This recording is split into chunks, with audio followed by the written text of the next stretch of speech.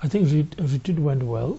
Я думаю, что ретрит прошел хорошо. So attendants were interested and seems like serious, because most important of teaching or retreat is that how much people could take it and how much people could understand, and something that makes them to appreciate to have that teaching and satisfactory of respond, which is that most important. So that means they are going back to home with something that they can practice on.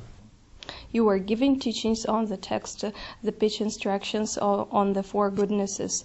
Can you, which are the part of the Dzogchen teaching? Can you give a brief summary of what this teaching is about, what this teaching is, and why exactly, what was the reason for your choosing this exact teaching? Why did you choose this one?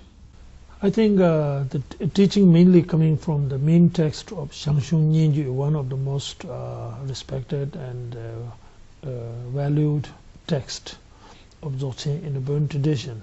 And the reason, the chapter that which I choose is because supposed to be who have been attended, supposed to be that those all who may have received the preliminary, and they are kind of a long time one way or other practitioner, and so according to time as well. So that chapter was the one that which fits, and which also the meaning of the essence of the teaching, that very much chapter, the for goodness and for application, it is very much connected with our view, what we practice according to Dzogchen, and then the meditation on it. Then when you meditate and when you kind of realize or experience the essence of the teaching of that, so how you imply that in your daily every actions, the behaviors, and the result it may affect in both in your own practitioner life or this very life, as well as for the longer and ultimate state of enlightenment. Can you tell a little bit about the tradition, the history of the Bon teaching? How old is the tradition? And can you tell a little bit about Sherab Rinpoche, and what is his main input into the development of the Bon tradition? Yes, the Bon actually it is Yongdong Pen, the eternal Bon. In short term we use as a Bon.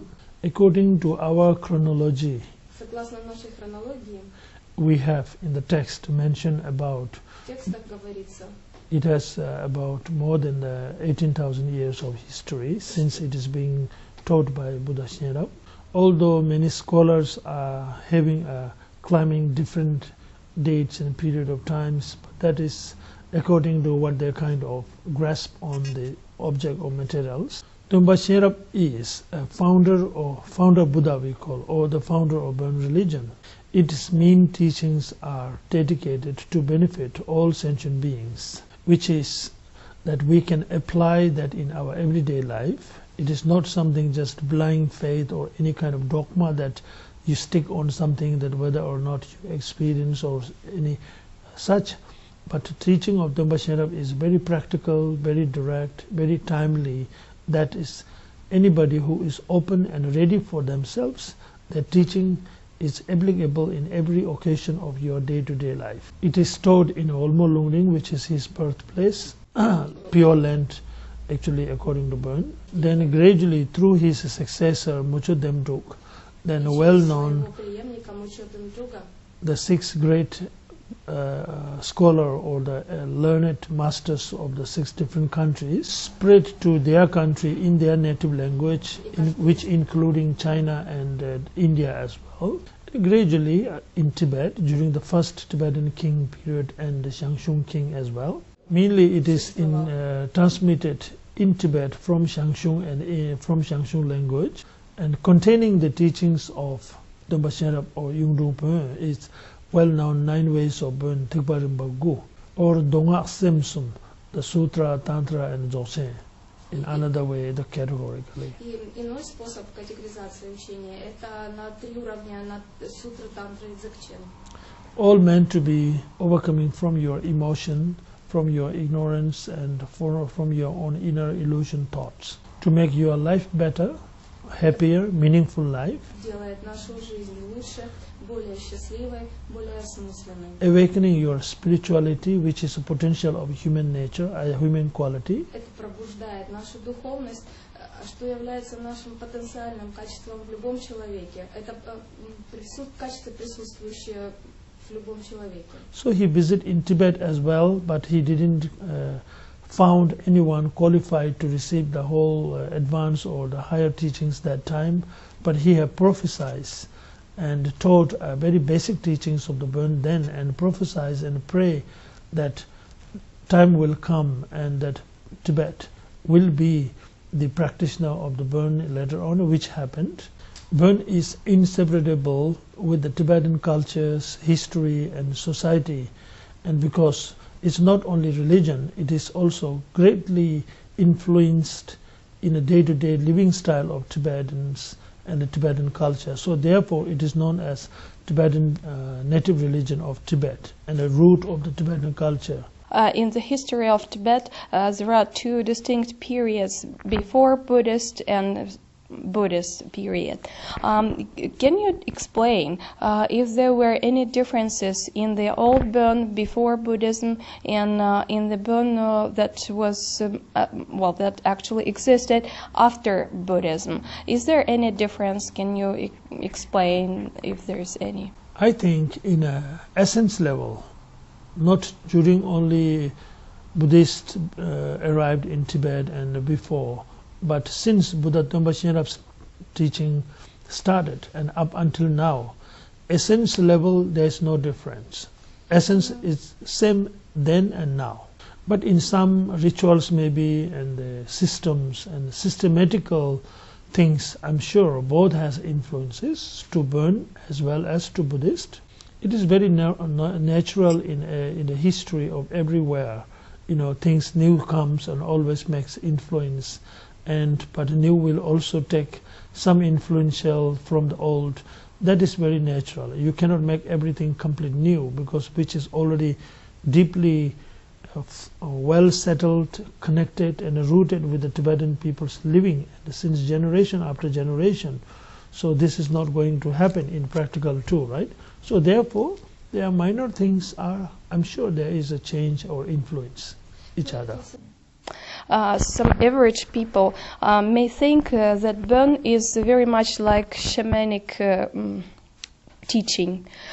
Is that true? And what are the teachings in modern Burn? What are their chapters, parts of the teaching in the modern Burn? I think it's a good question, and I think we need to elaborate a little bit here, because it's a confusing question and answer. The way in the West or oriented people think shamanism and the shamanic tradition, and the way Tibetan or our society thinks shamanism and about shamanism is completely two different meaning we are talking about, understanding.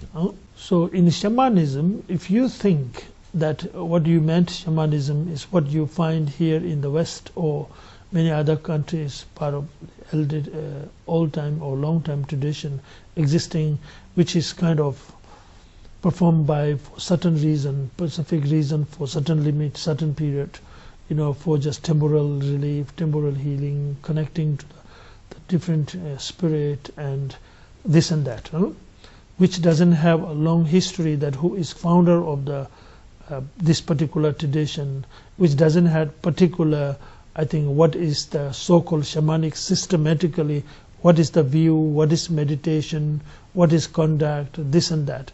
Yeah, there are certain masters, certain topics, you have advice and guidance, but there's no complete as a whole. So there's certain different rituals for different purpose, for healings, exorcism and so forth. But there's no such focus that this shamanism practice will make you the ultimate goal of achieving Buddhahood. I didn't heard any such as like. So means there are also offerings that is connected with the kind of sacrifice and things like that.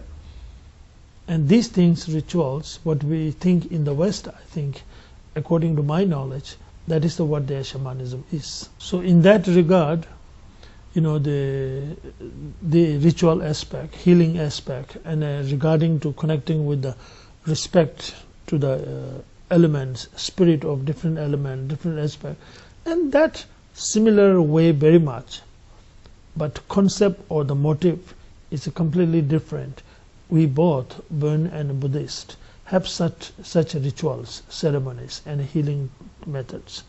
So because of those reasons, not all the Buddhists, like in Thai, Sri Lanka, and China, Japan, those many places which is kind of main base of the Buddhist tradition origin, is not climbing to the Burn like that. But our Tibetan Buddhist claiming that Burn is a shamanic. The only reason is we have rituals, ceremonies, and we also have great wisdom and tradition that we highly value each and every spirit of the existence. It's not because that is our main goal of practice. It's because the inseparable and essential connect between all this natural which we are connected directly and indirectly to live. But the concept of Tibetan Buddhism to accusing as Burn as a shamanic, which has no fully wisdom dharma. The reason is only they think because of these rituals, and they want to claim that Burn sacrifice animals and so forth, which is completely baseless and which is not true according to the Buddha Thompa Shenrap's teaching.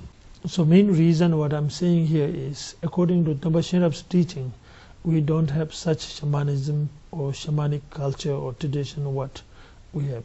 If people are asking that is Burn have anything tradition or system of teaching of shamanic tradition, if you are talking about this all healing aspect, ritual aspect, connecting to the spirit different level, and then we have that.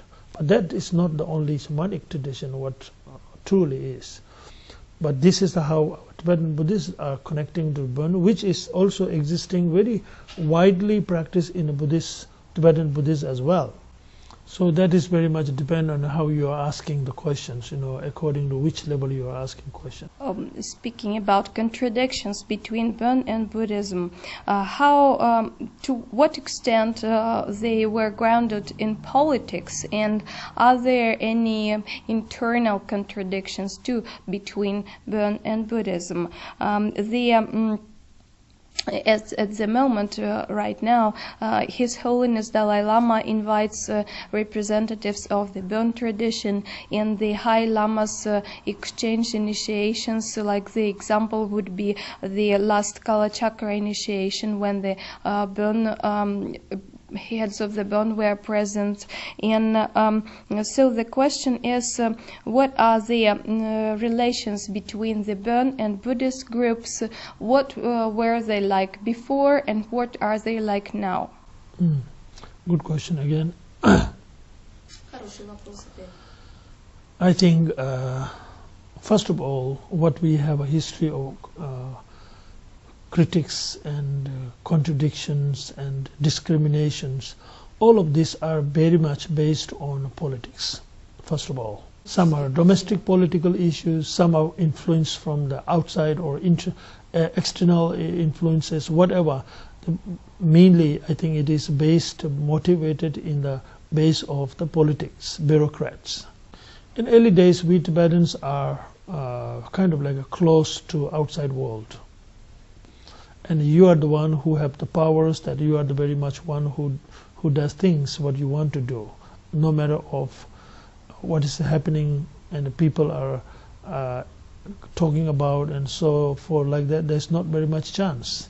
And then they politically misuse the power, and that has how the Burn in the end of 7th century or from the very beginning of 8th century onwards being persecuted very badly, and that is why still the bad and misinterpretation, misguide on the Burn is everything still strongly kind of spread in the text, in the verbal ways, in the people's mind, kind of being manipulated always. So this is very much like that.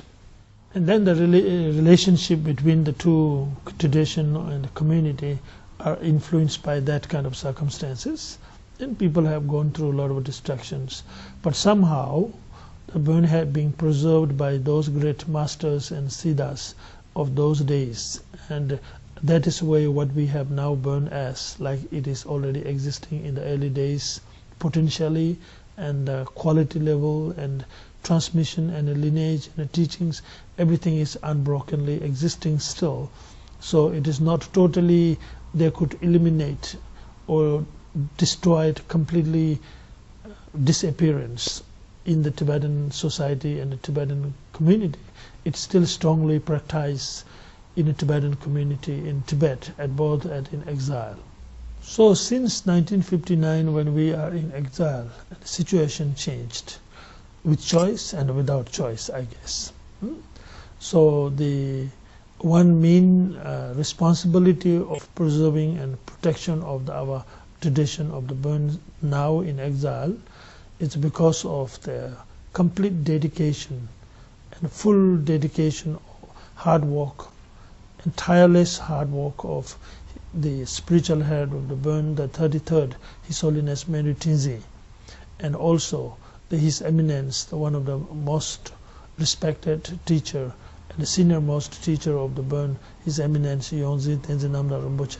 So these two great masters, under their guidance, and many of the elder monks and elder lay people and the devotees of the Pumbo community, both monk and the spiritual community as well as a lay life, have worked very hard since then, and therefore it is being able to preserved, and the culture and the relationship between also the Buddhist community or Buddhist tradition and the Burn has been great improvement, and everything is understanding, much more closer, friendly, because we meet often and have opportunity to meet and talk and witness each other under the guidance and with the leadership of His Holiness the Dalai Lama. So in exile we have a great kind of now, is comparing to very long before, it is much better and good in a state relationship comparing to the previous. So therefore I think although it is not completely clean, completely pure or healed, but it is comparing to that, they are much more understanding, and they became to understand what is the true fact.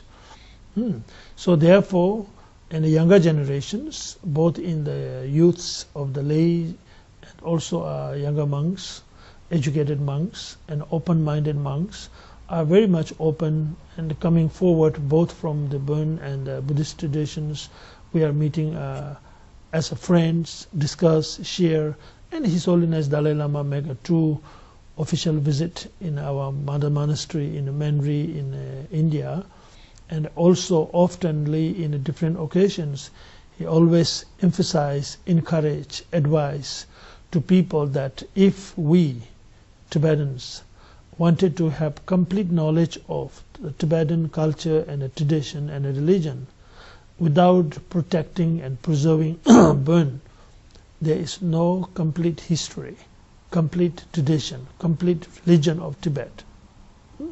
What the Buddhist we have is originally come from India, is greatly respect and practice and being rooted in our day-to-day life.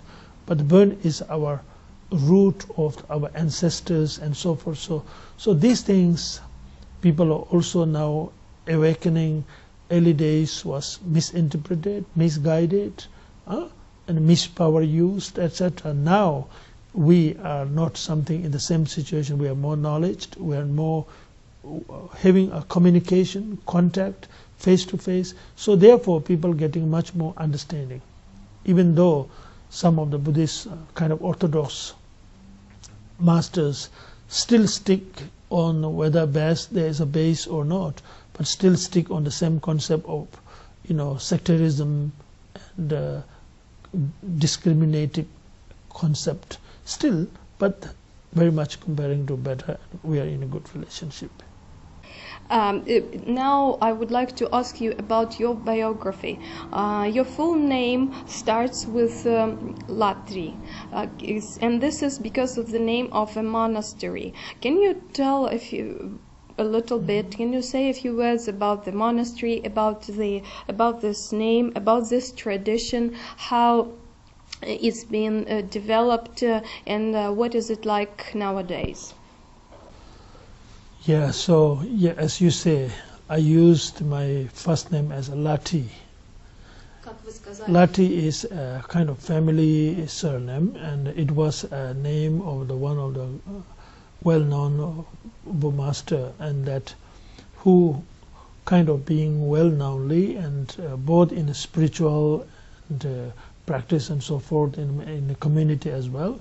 So since then on, this has been started as the lineage of the great masters, and the family name as being the same as Latri. And very long background of history of very long, that it is, you say it that the Latri lineage was kind of being blessed and emanated from the long life Buddha, or the long life sage Tsawang Rinpoche. It is blessed, and then its emanation of appearance in the form of the Latri masters, and that is my kind of history of my family lineage from father side. So it is being existing in eastern part of Tibet, and the first Latri Jawayungdung was being very well known both in the Buddhist and the Pompo society. From then on, the Latri have its own community or sort of group or sort of village, and then both in spiritual as a form of the family as well as a monk. So the tradition comes from, this tradition is carried on from then to my father, until my father, and my father passed kind of to me.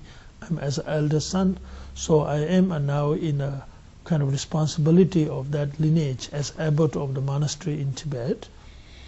And we have a monastery, and we have also a dialectic Sheda, or the dialectic school, which is focused to educate the young monks to become a qualified burn master, so that they can serve more in a better way and more in a proper, precise and quality level to benefit our own community from spiritual and many other aspects. So right now there are lamas and the geishe, the qualified masters are in Tibet in my monastery, but I'm doing my best to support and to preserve and protect the culture and tradition. So we have certain kind of sections where I'm dedicating now to educate the young boys and girls, or the students from the village or from our community, to educate them as a school. And also there's a kind of a clinic for the community, whole surrounding. We don't have any clinics or the hospital nearby for generations, which is very, very much necessary and lacking.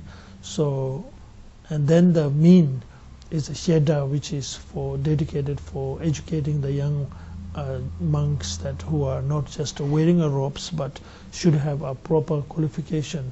So these things are all I'm trying to do my best to support, but it's all depend on the fund, that how much I get support, which I'm looking desperately help from the warm-hearted, compassion and generous people support, because this will make a great difference of not only preserving the culture, but the living people. They are also being made a good human being, a meaningful person, so that they can generate that quality of the support of other warm-hearted, generous people to other society or to the community.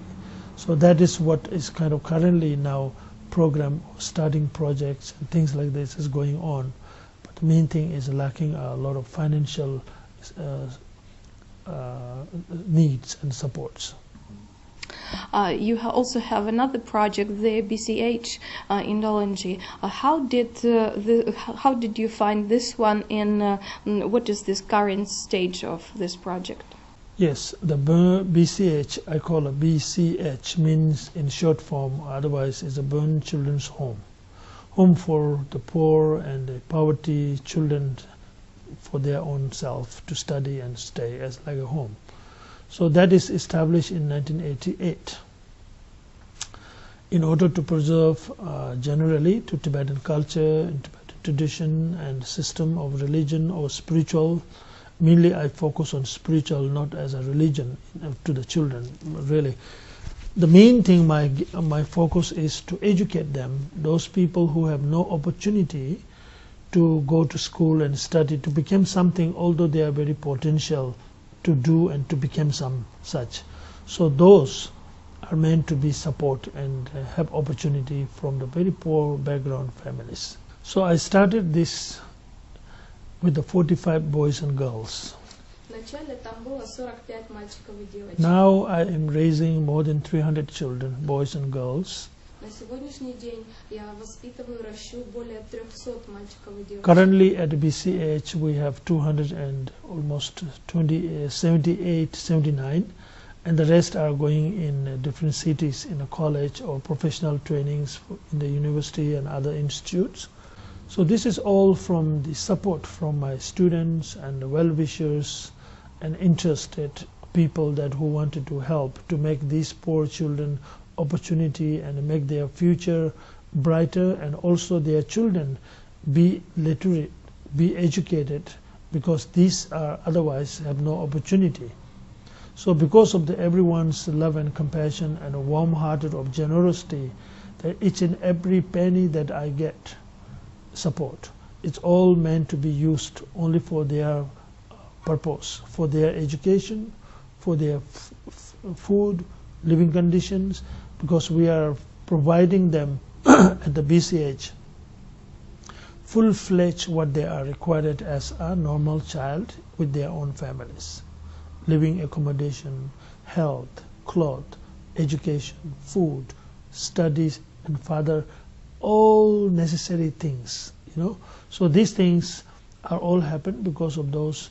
Some places I have some small foundation or centers in different places, but most of them are my student and friends, which I don't have a big organization that who supports, or I don't have any big donors or generous people, but little by little everyone and kind of collect and use it. That's how I maintain it. So I'm working very hard, tirelessly, since the year it is being established and up until now, that I keep working for that. So that reason, so there were very good results that some of them became now some kind of professional identities and becoming their own settled kind of life and so forth, and which quite several of them are very soon also will going to graduate and so forth, which it makes me encourage my supporters, encouraged by those positive results, what the changes they can bring in the one person's life because of their support. Yeah. And I'm totally dependent on people's compassion and the generosity and the support. One thing I just want to let you know, because beside in general, I look to every children that who are in need, equal important. Especially I am focusing with the girls. I really see the girls are the future of the sources of our generation. Girls are the future of the mother, who have a great responsibility to guide, influence, and lead their children. If the mothers are being not fully educated and given opportunity not to develop their wisdom, mental capacity of education, and positive characters, etc., then they will not able to guide, proper, educate, or lead and advise to their children. So I emphasize for the girls very much in particularly.